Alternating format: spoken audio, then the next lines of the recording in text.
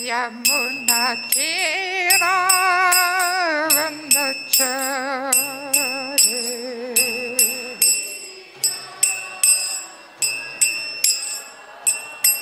Yamuna Tiravandachari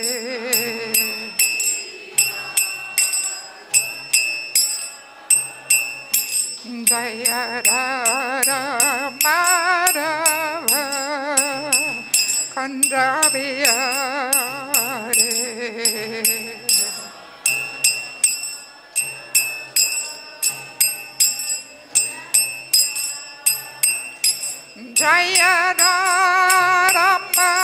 Jayaramadava Kandraviyare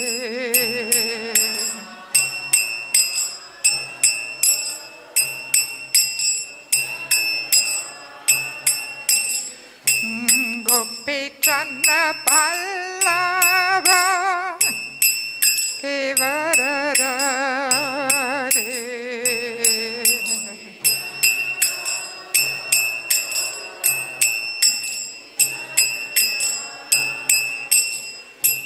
Gopichana Pallava Kevararare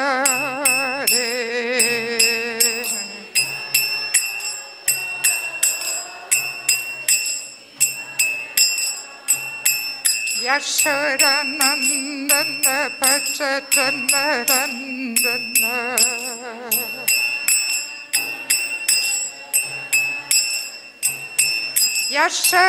Yashodanandana Pachatanarandana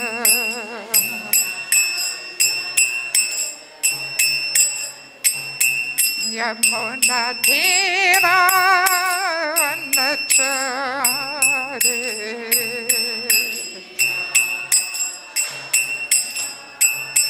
Yamuna Tiravandachari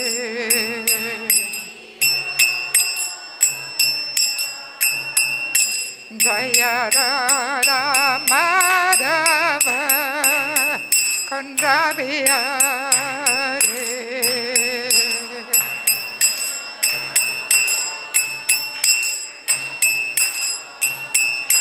Hare Krishna, Hare Krishna, Krishna Krishna, Hare Hare, Hare Rama, Hare Rama, Rama Rama, Hare Hare.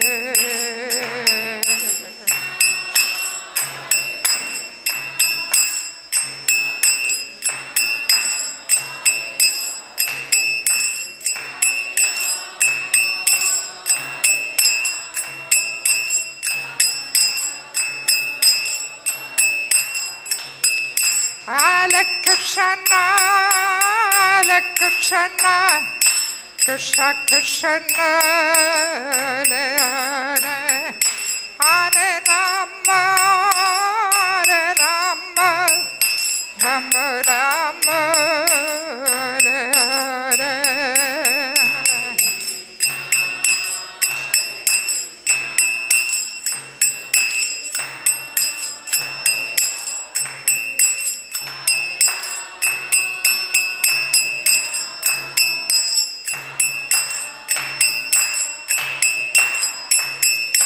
Jaya Prabhupada, Jaya Prabhupada, Jaya Prabhupada, Srila Prabhupada.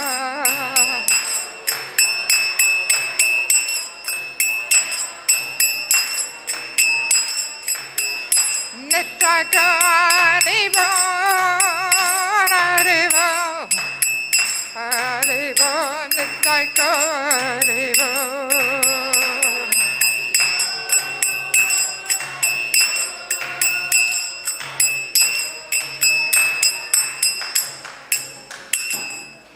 Nitya Gaura-Premanande, Srila Prabhupada ki, Samaveda Bhaktivinoda ki, Gaura-Premanande. Om Gyantimanasya Gyananjala Shalakaya Chakshunmilitam jana tasmai Shri Guve Namaha.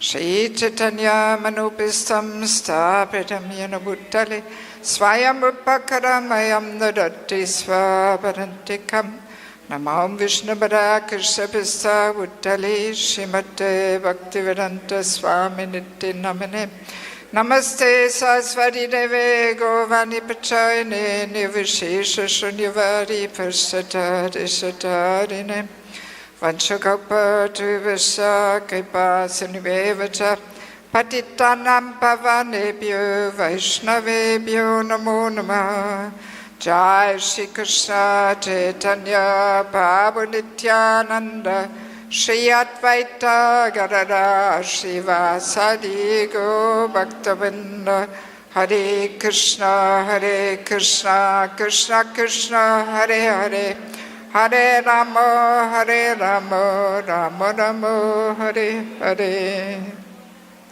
Somehow this sound is, oh, it's from outside, is it? There's some lower drone there. So thank you very much for coming to this Bhagavad Gita class, and thank you for allowing me to share a few thoughts and realizations with all of you. So we are reading from Bhagavad Gita, 17th chapter, verse number 14, as far as I believe. Om Namo Bhagavate Vasudevaya. Om Namo Bhagavate Vasudevaya. Om Namo Bhagavate Vasudevaya.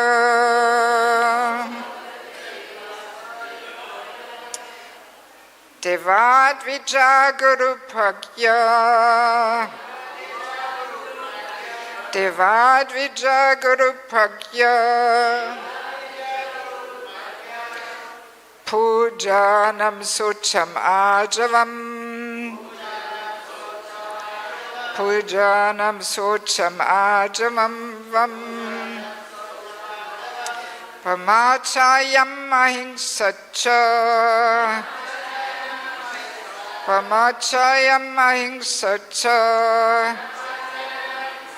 Śārīraṁ tapa ucyate. Śārīraṁ tapa ucyate. Deva-dvija-guru-prājña. Pūjanam śaucam ārjavam. Brahmacaryam ahiṁsā. Śārīraṁ tapa ucyate. Somebody wants to chant?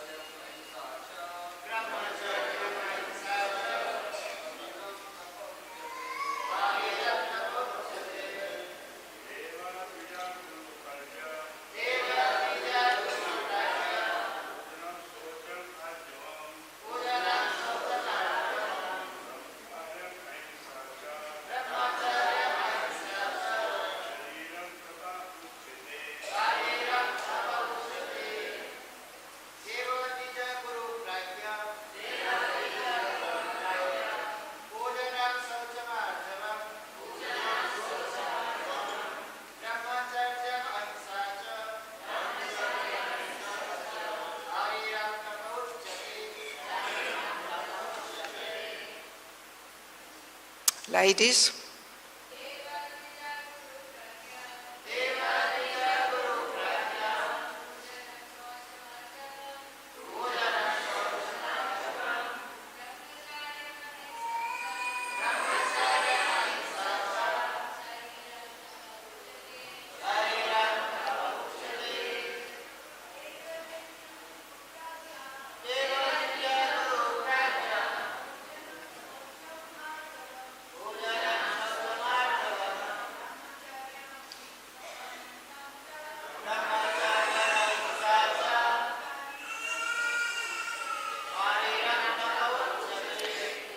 deva of the Supreme Lord, dvija, the brahmanas, guru, the spiritual master, prāñña, and worshipable personalities, pūjanam, worship, śaucam, cleanliness, ārjavam, simplicity, brahmacaryam, celibacy, ahiṁsā, nonviolence,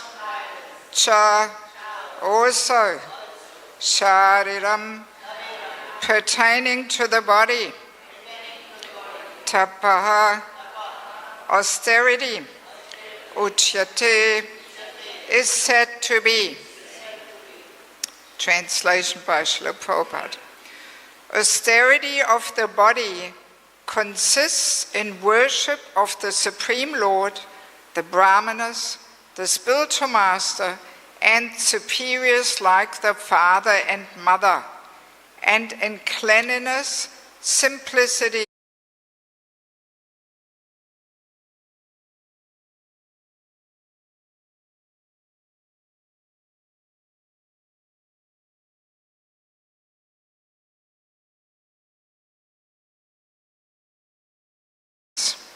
First, he explains the austerities and penances practiced by the body.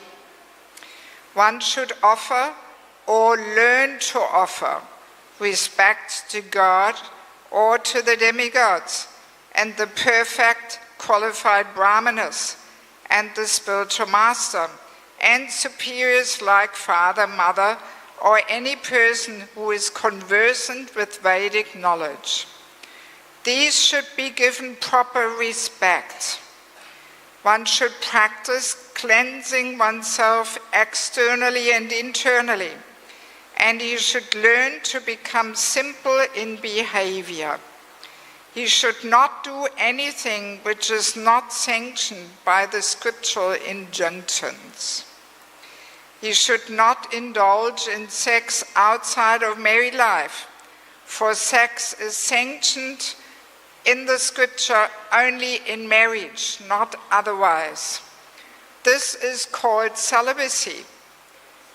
These are penances and austerities as far as the body is concerned. So here we have quite a compact verse and purport with so many aspects which are important for devotional life. Actually, you could say each and every one could be a whole separate class because they're all quite deep and important. And, well, we don't have so much time. But what I would like to do is I briefly touch upon all of them, very briefly, but then I would like to go more deeply into this topic of respect, because this takes the main part of Prabhupada's purport, the importance of respecting the brahmanas, the spiritual master, the elders, and anybody who has Vedic knowledge, because this topic of respect is such an important one. It's such a crucial topic, actually. And yeah, so let us have a look again. You know, it starts with, where are we? Yeah, that we are meant to respect the superiors like father and mother, spiritual master, brahmanas. So, but then cleanliness, Prabhupada explains internally and externally, right? Prabhupada used to say cleanliness is next to godliness. So the external cleanliness, very important to keep ourselves in the mode of goodness. If our environment is dirty, it does affect our consciousness. it creates tamaguna, right? But if our environment is clean, that is uplifting to the consciousness. So external cleanliness, very important. We learn this especially when we serve on the altar, when we do puja. We have to be clean. So that helps us to cultivate cleanliness, because Kali Yuga, we have all unclean habits, right? So, and we are meant to transform these habits and bring a higher level of cleanliness into our life. And that affects the internal cleanliness also. But internal cleanliness, we can say, this is mainly also that we are meant to purify our heart, our consciousness, right? That we gradually free ourselves from the desire for sense gratification.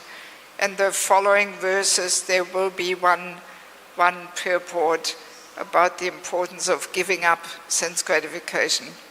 So this is all part of the internal cleanliness. And then the simplicity, we should learn to become simple in behavior. So simplicity also has external aspect, internal aspect. The external one is that we try to keep life simple, we keep ourselves simple, not too extravagant and but then the more important one is the internal simplicity, meaning actually that we are truthful, that we are honest, we are not crooked, we are not saying things but actually mean something else, or we say things in order to achieve some goals and.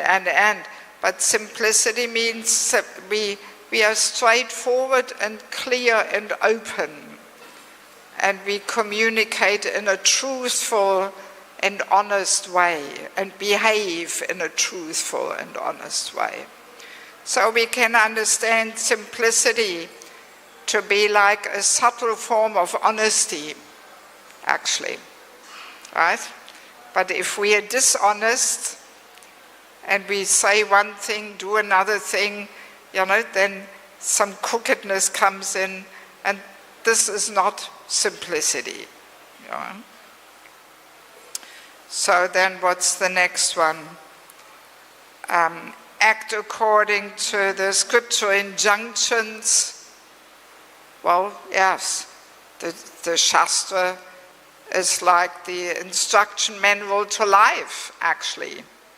Purport was saying his books will be the law books for the next 10,000 years. How civilized, cultured human beings are meant to behave for the next 10,000 years. Wow, amazing. And Prabhupada's purports are always so practical, to teach us how to apply things. If we wouldn't have Prabhupada's purports, we would be lost, But Prabhupada's purports are in a simple language, giving people of this Kali Yuga a clear idea how human life is meant to be lived. And we should live accordingly. Yes. So, and then what's the next one? Yes, interesting. In the verse it says celibacy, and Prabhupada explains it that we should not indulge in sex life outside of married life, saying sex is sanctioned only in the scripture, only in marriage and not otherwise. And this is called celibacy. So that's also an interesting definition of celibacy, because when we read the verse, we may be thinking, okay, we all have to be celibate, nobody should get married, right? But then Prabhupada's purports unfolded, and he says, no, sex life within marriage. And interesting, he gives that lowest level of, a bona fide sex life within marriage. He doesn't even say only for procreation. Sometimes Prabhupada says in the Bhagavatam, there's so many statements, sex life only for procreation. But then sometimes he says, sex life only within marriage. Because Prabhupada knows in Kali Yuga, already that is a challenge for people to follow that lowest level of bona fide sex life, just to keep it within one marriage. That is already a challenge for most people these days, right? Yes. Yes. Yes, and then he concludes, these are penances and austerities as far as the body is concerned. So now, let me go back to this point of respect, where Prabhupada says, one should offer or learn to offer. This is also interesting, Prabhupada says one should offer, or learn to offer respect to God, demigods, perfect qualified brahmanas, and spiritual master, and superiors, like father, mother, and any other person. And so Prabhupada knows very clearly that it takes us some time to learn to offer respect. So that's why he's not just absolutely saying we have to offer respect. No, let's just try and cultivate. Let's try and learn how to offer respect.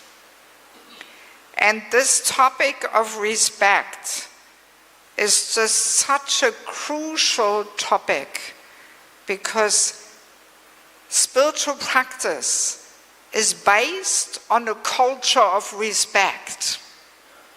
It's the very foundation of spiritual life and spiritual culture. Because as we know, spiritual knowledge is received from above. It is descending. So there is this exchange of giving knowledge, giving the values, passing on the standards, and receiving them from generation to generation, from older elders to the young generation. So this exchange can only take place if there is respect from both sides. Yes. If that respect is not there, then this process of receiving and giving knowledge will not be taking place. Yes. And respect in Kali Yuga is constantly diminishing. Interesting to understand that a culture of sense gratification is based on a culture of disrespect. Because sense gratification means we use others for our advantage, right? That's the motto of a culture of sense gratification. We try and use everything and everybody for our interest, for our enjoyment. So that mentality involves disrespect. Because if we had respect, we would never ever want to use others for our advantage. Right? Makes sense? Yes, yes.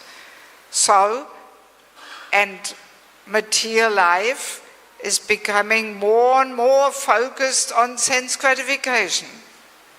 It is also interesting to observe that respect or loss of respect is also connected with the standard of life within a human society.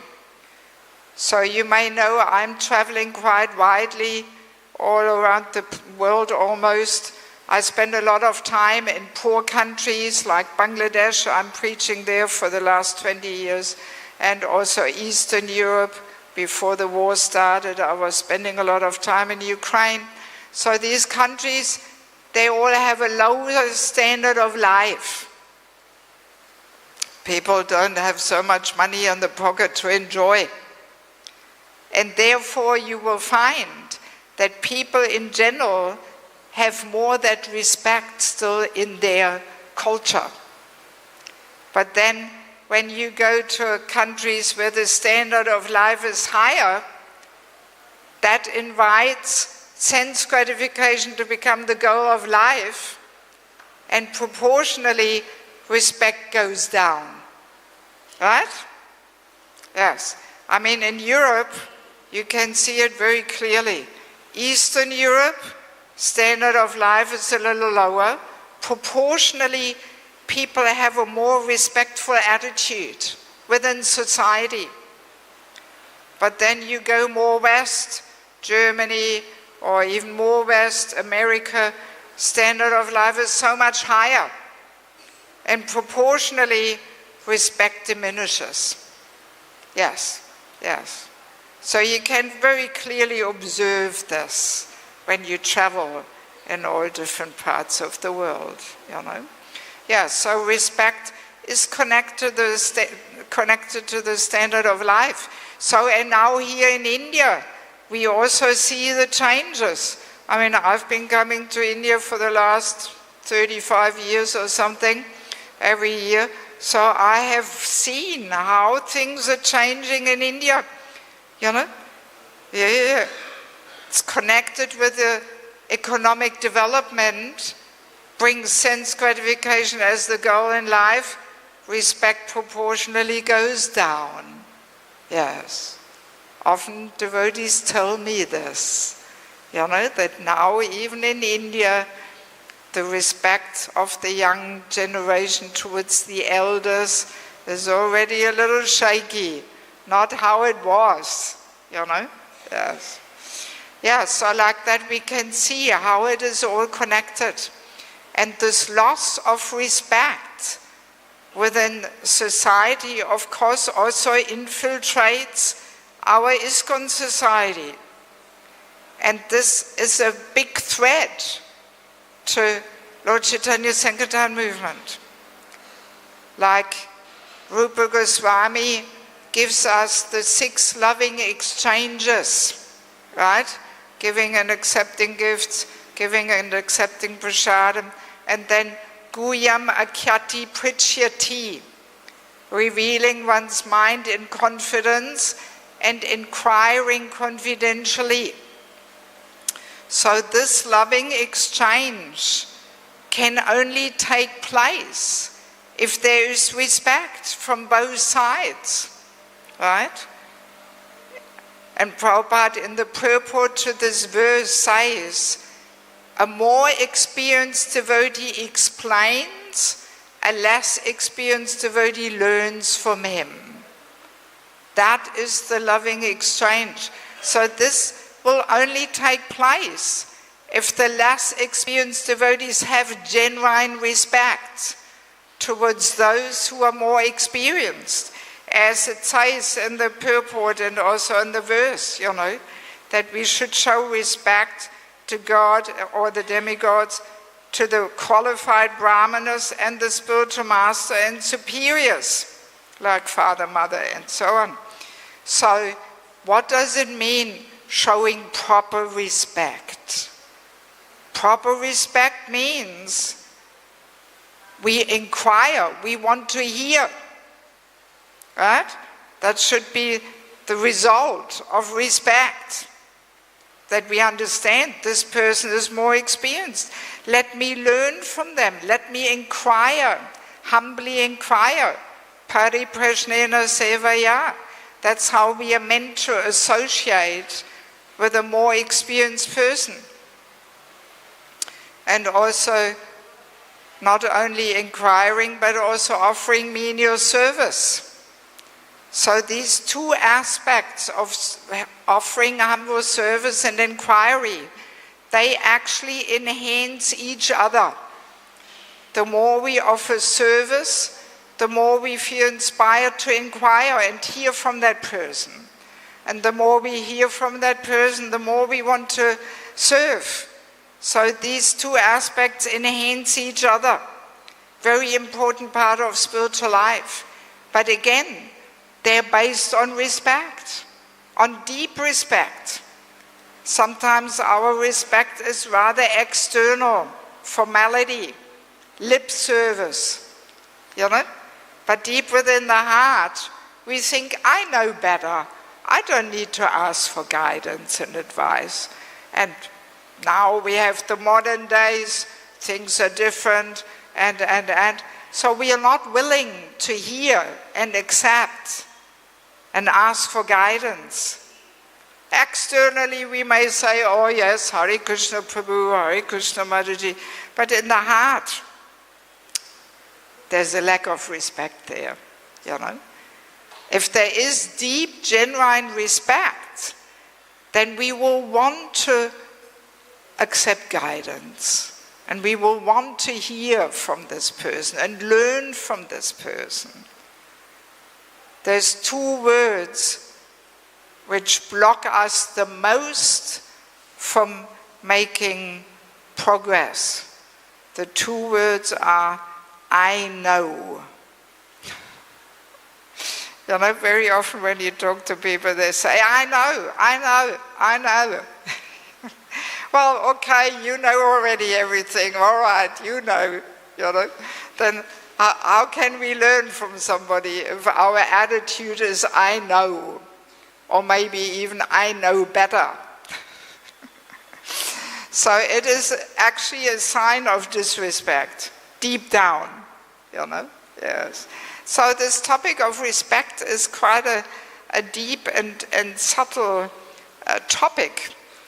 And another thing we often come across is that we may think we can only respect a person who is perfect and exemplary. But Mahaprabhu tells us, amanana manadena kirtanya da sadahari. So we should actually offer respect to all living entities, not only to perfect examples or something, but actually there should be genuine respect to every living entity. Because we see there's super soul in the heart of each person. Even non-devotees, there has to be some respect there, because they are part and parcel of Krishna. They are dear to Krishna also. And especially if they make an endeavor to chant Hare Krishna, even though they may have so many shortcomings, but still they're dear to Krishna, to Prabhupada, to Guru. So who are we to disrespect? Right? Yeah, so very often we come across these statements that people say, oh, this person has so many faults, how can I respect him? Right? And I was analyzing, why do we sometimes feel like this? That we can only respect a person if they're exemplary in all regards and faultless. And I dare say it is connected to envy. Yes, because when we see some faults in a person, we evaluate who is better. I'm better. I don't have that fault. So why should I respect that person? There's actually envy behind it. Interesting. Yes. So, yes, we should respect every living entity, not even only every human being, even every animal, every tree, every plant. They are all part of Krishna's creation.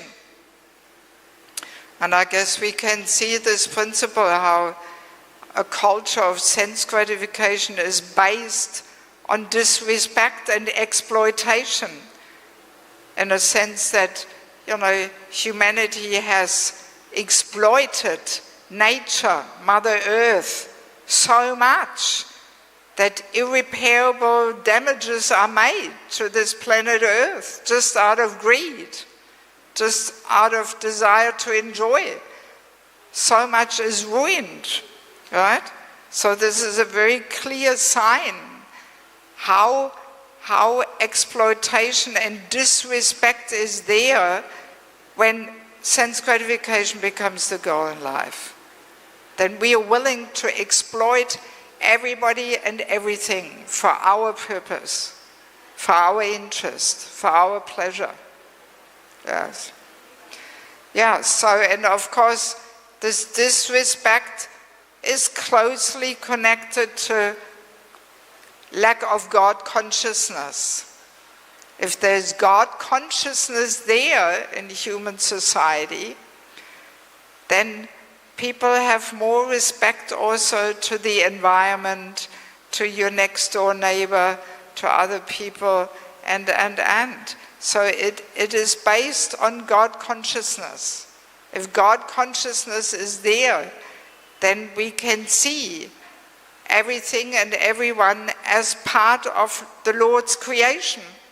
And then there will be respect there, right? Yes. Yes. So, let me see what else I could share with you.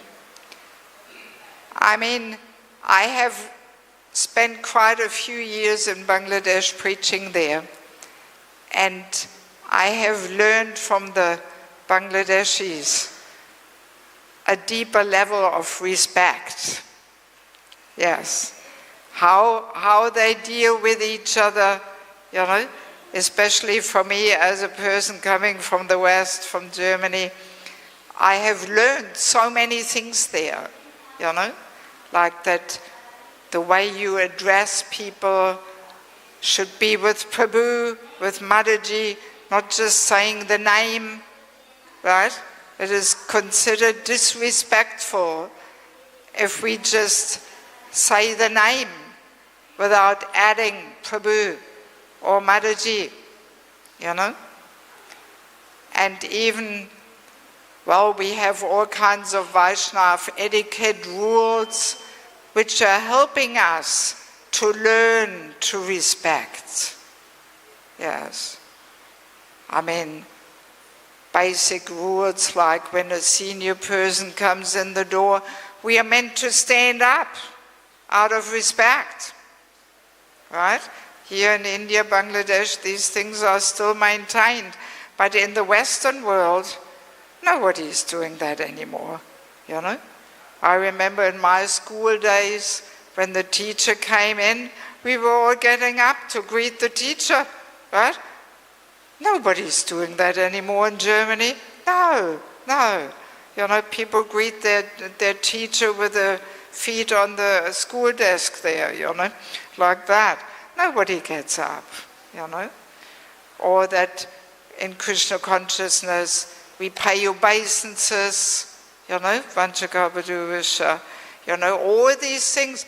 Actually, the whole Vaishnava culture is centered around teaching us humility. And humility, we can say, manifests in secondary qualities, one of them being respect. Another one is tolerance. Or another one is forgiveness, patience. They're all secondary manifestations of the primary quality of humility. A humble person will always be respectful, will always be tolerant, will be forgiving, will be grateful, right? But a proud person will not be any of these things. So the whole Vaishnava culture and etiquette is actually designed to help us to come to this point of trinadapi sunichena, that we are more humble than a blade of grass, more tolerant than a tree, that we are willing to offer respect to everyone and all, and we're not demanding respect for ourselves, you know. So that's why no matter where we may be living in the world, this Vaishnava etiquette and culture is so important that we implement this in our lives, that we learn, we make some effort to learn this culture, you know, because the Vaishnava etiquette rules may be initially rather external, but as we implement them in our lives and as we desire to develop humility and respect, then sooner or later they will be internalized. Yes. And one thing I also learned in Bangladesh, that respect is not only there towards other persons, but also towards objects. All of those of you who are from Indian background, you may know these things. But for me, it was new. And I give you one example, that actually we should only touch things with our feet, which are meant to be touched with our feet, right? Like the floor, our shoes, or something. So, and other things which are not meant to be touched with our feet, we should not touch, right? So I was once in this situation. I was in a meeting in Dhaka temple with senior devotees, and I had my computer bag on the floor, and I was moving this computer bag with my foot out of my way, and the devotees were giving me these big looks. They were too cultured to say anything, but they really looked at me, and I immediately understood I was not meant to do this, right? You Indian body devotees, you know these things, right? Yes, that you don't just move a computer bag out of your way with your foot. And if you really look within your heart, there is a subtle form of arrogance and disrespect there. You just move it with your foot, you know, rather than bending down and moving it out of your way with your hands. It's very subtle, but it's there. So, and I watched, when they touch their computer bag with a foot, they apologize to the computer bag, right? That's what you do here in India also. But in the Western world, these things are unknown, you know, completely. But yes, so every item we see as part of Krishna's energy, and we respect it. We don't just kick things around with our feet, you know. Yes. Or it's really a no-no to touch. For example, when we sit and play harmonium, to touch the harmonium with a foot. Ooh, this is really maha aparat, you know. Musical instruments are expansion of Balaram. My God, how can you touch it with a foot? Disrespectful. Yes, but yeah, in the Western world we don't know these things. We haven't learned these things, you know. So often I see devotees touching the harmonium with their feet while they're playing, you know. They lean the foot onto on the harmonium there on the side. And yeah, and we don't even realize, you know, yes. Yeah, so this respect is a whole big topic, you know, whole big topic. Yes, and it also has to be taught at the youngest age, childhood. The parents have to teach the children respect. This is also something I observed in Bangladesh, you know, that even 2-year-old child, the parents say, oh, Sadhu is coming to our house. Dandavat, pray obeisances, touch the feet, get the dust. The child is trained at youngest age. Yes. And of course the parents have to teach by setting the example themselves. Yeah, very important. But in many parts of the world, these things are not understood. Yes. And this creates a big threat for Lord Chaitanya Sankirtan movement. If this importance of respect is not recognized and taught, because what happens is, when that respect is not there, then the young generation, they will not want to listen to the seniors. But the seniors are meant to pass down the values, the standards, the knowledge, and the etiquettes, but they can't. They can't say anything, because the youth is not listening, And then very easily Lord Chaitanya's Sankirtan movement can water down from generation to generation. Then the young generation wants to bring all kinds of Kali Yuga ideas, which may not be so conducive to spiritual life. It may water down the whole process of bhakti. So respect is one of the foremost aspects. It's all, the whole Krishna consciousness is based on respect. And that has to be nicely maintained and passed on and taught. Yes. Yeah, very important. And also, we may know, actually what I want to read to you, I brought one quote along from Bhaktivinoda Thakur, from his book Chaitanya Shikshamrita, because here in the verse and purport it is mentioned, being respectful to superiors like the father and mother. So now, of course, the question comes up, what about if our parents are not devotees? Right? What do we do then? Right? So, and Bhaktivinoda Thakur gives a very nice instruction on this point, and I want to read this to you.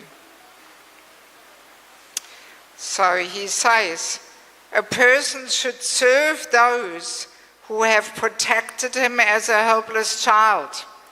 He should also serve those who have given knowledge, especially those who have given spiritual knowledge and mantra. So that very much relates to this verse and purport, that we have to respect the brahmanas, guru, and.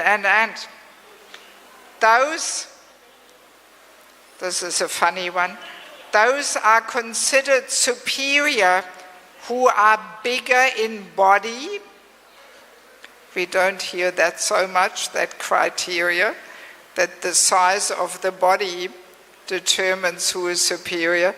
So all of you here who have a big body, so then others say, okay, I better watch out here, I better accept him as superior. Yeah, those who are superior, who are bigger in body, greater in age, or more experienced in knowledge. One must respect and serve them all. So, and now comes an important instruction. One cannot follow incorrect orders of a superior, but one should not show hostility towards him, using disrespectful or harsh words. One should put a stop to their improper behavior or instructions by using sweet words, humility, and gentle reasoning at the proper time. I really like this instruction.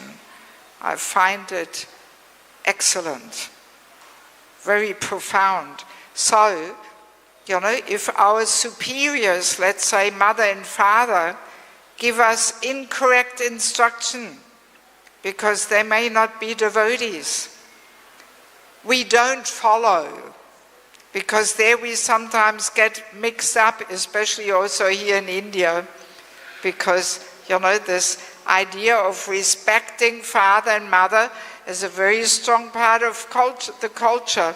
But if their instructions are incorrect, we are not meant to follow them. Sometimes, because I'm preaching for many years in India, I often come across this, that people say, well, my mother told me, my father told me. But hey, they're not devotees. They're not practicing Krishna consciousness.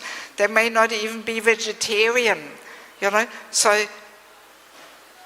we have to look whether the instructions are correct. And if they're incorrect, we are not meant to follow them. Let's be clear in that. But it doesn't mean that we are disrespectful. We nevertheless respect them. We respect them, but we don't follow their instructions. And what we do is, we should not show hostility towards them using disrespectful or harsh words. So in other words, we should not start arguing with our parents and being disrespectful using harsh words. But no, we should put a stop to their improper behavior or instructions by using sweet words, not arrogant and harsh words, but sweet words, humility, and gentle reasoning at the proper time. Wow. Usually we do the opposite, at least and outside of India and Bangladesh, in the Western world. When our parents say something, we start arguing, we answer back, we use harsh words, oh, you don't know, and so on, And we use arrogant reasoning at the improper time instead of gentle reasoning at the proper time. Yes. This is a very helpful instruction, because many of us devotees, we have strained relationships with the parents. And very often it is that we as devotees, we don't follow the Vaishnava etiquette. We disrespect them because they're not devotees. But we have to respect them. They are our elders. They brought us up. They tried their very best to raise us and give us something, So we cannot disrespect them. But we also should not blindly follow their instructions. And we have to learn to follow Bhaktivinoda Thakur's instruction of gentle reasoning at the proper time, using humility, sweet words. If our parents say something, then we say, yes, Mom, I know what you mean. I will think about it. Yes, you're right. It's okay. And we just change the topic. No need to get into a whole argument, because that is against our Vaishnava culture. We are not meant to argue with our seniors, and answer back and correct them and instruct them. But we often do this out of lack of understanding, Yes. So I remember for many years my relationship with my mother was sometimes a little intense, but only later I realized how I contributed to this, because I did not respect her as my senior and elder, because I thought, I'm a devotee, I'm a preacher, I have to tell her, and. But this is against Vaishnava etiquette, actually. And as soon as I changed my behavior, our relationship became so sweet. Yes.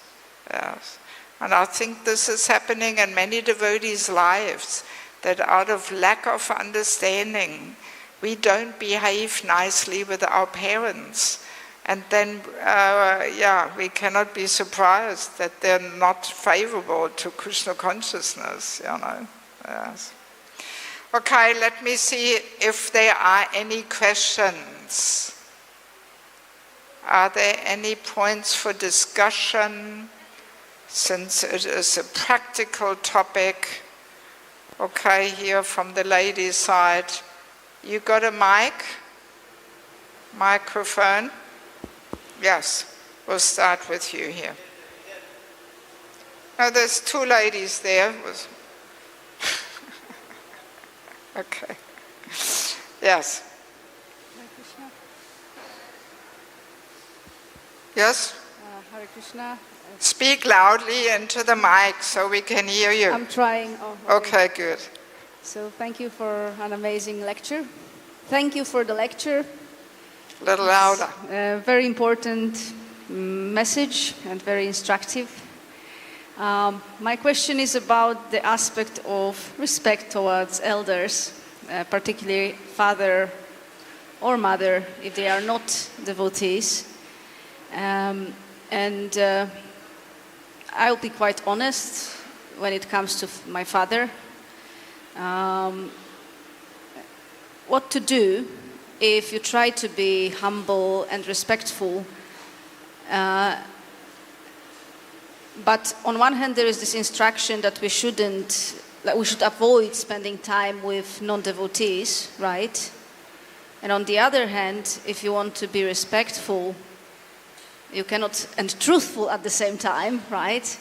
What to do when the father wants to meet you again and again and for longer and longer, and every time you try to meet him, he pushes for total disrespect towards God. I think he's still angry with God or something, right?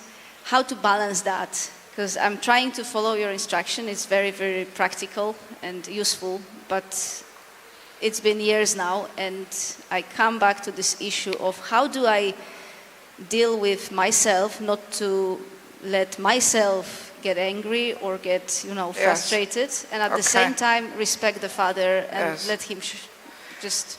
Well, it's a fine line, that we make our parents understand that we are grown up now and we are choosing a certain way of life.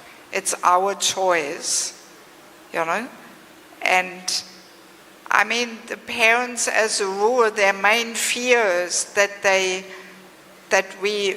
lose us, that we give up the relationship, the connection to the parents. So important to show them, no, I will always be forever grateful what you all did for me, and I will always love you, and I will always be in touch with you, but at the same time, I have chosen a certain lifestyle. And best is not to meet too long at a time. Keep it short and sweet. Because the longer you stay together, the more also tension and quarrels come up, and the different lifestyles, will bring friction and. So better more often and short, and also keep in touch over phone, social media, whatever. Rather have the connection like that, or from a distance, and just tell them how much you think of them and how much you love them and. But from a bit of a distance, and send them prasadam, give them prasadam, and gradually they will become purified, and they will learn to accept the point that we have chosen this lifestyle, And we can also use the situation to become more tolerant, that we don't become angry and explode and we feel provoked or something, but that we just use that relationship of for letting go of our false ego, by letting him be right even if he's wrong. No need to answer back and argue, and just listen, but don't get into arguments. Just let him talk like that. Thank you. Okay, what other question do we have? Is something else happening here at 7? Huh? Or outside guest class. Okay, so then we have to finish, right? One more question we can take? Okay, last question. Okay, thank you for your wonderful class. You touched on 아만이나 마나데나. We should show our respect but shouldn't demand respect from others. Yeah. But there was a case in some devotee community. There was new devotee who was committing offense by showing disrespect towards seniors. But no one would want to correct that devotee because maybe fear of offense, fear of committing offense, and also the junior was not ready to take instruction because of being new. But at the same time, we shouldn't expect respect from juniors. So how can we keep the humble position at the same time correct or guide these new devotees? Yes. Well, the Vaishnava etiquette is that we should not defend ourselves. So if somebody treats us disrespectfully, we should just tolerate. But somebody else should step up and correct that person for their own sake, for their own protection. But we should just take it as an opportunity to let go of our false ego. Yes. So, and of course, as you said, a person has to be willing to accept instruction. If the relationship is not there for a person to receive and accept the instruction and correction, then it may be difficult to correct this person. So sometimes it is a matter of purification. We can't just always correct. Let's imagine Prabhupada, when he started this movement, if he had corrected all the time everybody, my God, So some things just take time. It's just a question of purification of the heart, So, and then also some things can be mentioned in a class, like if it is between Madhujis, so, and the next Madhuji Sangha, this can be addressed, that it is a general instruction for everybody, not just for that particular person. Then often it is easier to accept, or in the next Bhagavatam class, or whatever, So like that we can try and uplift people, It is a question of upliftment, Yes. Okay, thank you so much for your kind attention. Just for your information, we are having a seminar on the false ego for the next 3 days from 11 to 1 here in the Balaram Hall. So we had the first session today, but you're still welcome to join us tomorrow or the day after. So it's Thursday, Friday, Saturday, 3 more days. Tomorrow, a very interesting topic in regards to the false ego. So please, if you have time from 11 to 1, please join us. Okay, thank you so much. Srila Prabhupada ki, Samaveda Bhaktivinoda ki, Gaura Premanandi, ārjavam.